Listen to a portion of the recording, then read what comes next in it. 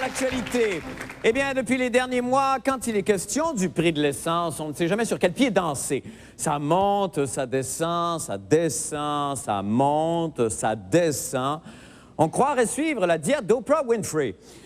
Est-ce que messieurs David Colnett et Ralph Goodale, nos ministres fédéraux du Transport et des Ressources naturelles, prennent leurs consommateurs pour des yo-yo? Eh bien, c'est là-dessus que porte le commentaire de notre éditorialiste invité ce soir. On l'écoute. Bon, c'est sûr que parle de gaz, je pourrais faire une joke de pète, mais c'est trop facile. Je vais en faire deux, finalement.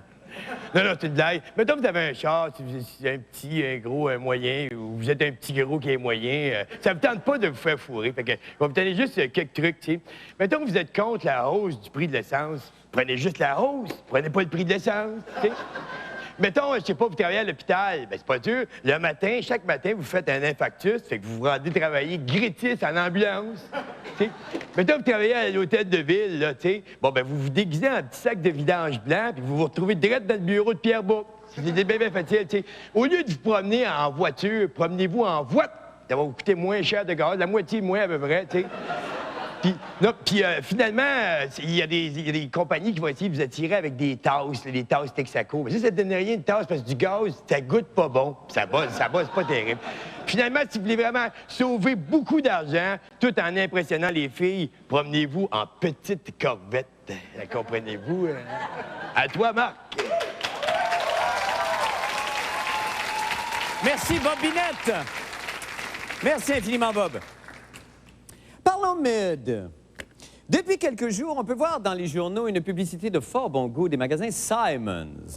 À cette publicité annonce, on l'aura deviné évidemment, un rabais de 25 % sur les boules chinoises.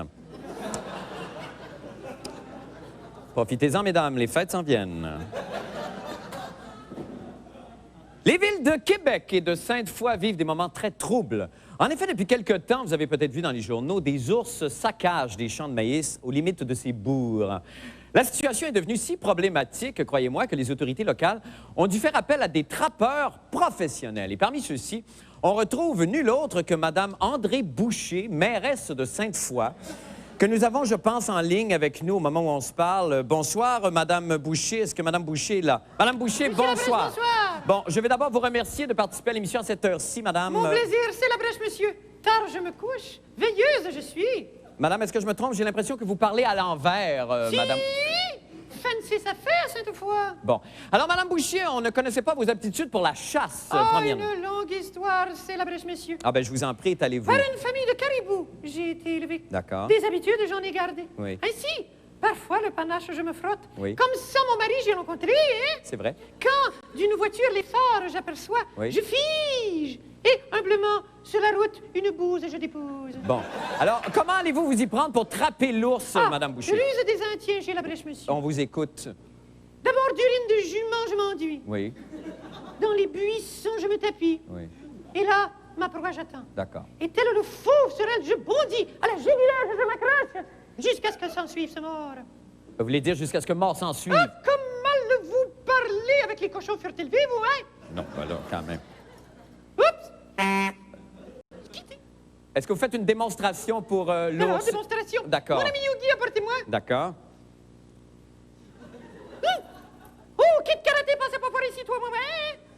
Ah, ben c'est très convaincant, Madame Boucher. Merci. Tenez la brèche, monsieur. Ben, merci pour la démonstration. Merci beaucoup, Madame, pour la soirée. Tout est pour moi. Ben, merci. Alors, c'est tout pour les petites vites. Oui, c'est vite, mais sécuritaire. Allons danser, chérie. Viens avec moi.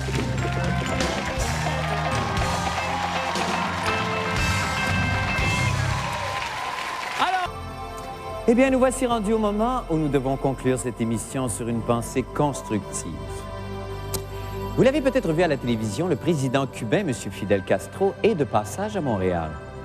Comme il est sûrement en train d'écouter cette émission, que j'aimerais lui adresser quelques mots en espagnol qui, je l'espère, aideront à rétablir la démocratie dans son beau pays. Fidel, la mantequilla está blando et mi gato está una mesa. Oui, le beurre est mou et mon chat est une table. Eh bien, voilà qui est dit. Buenas noches, chérie.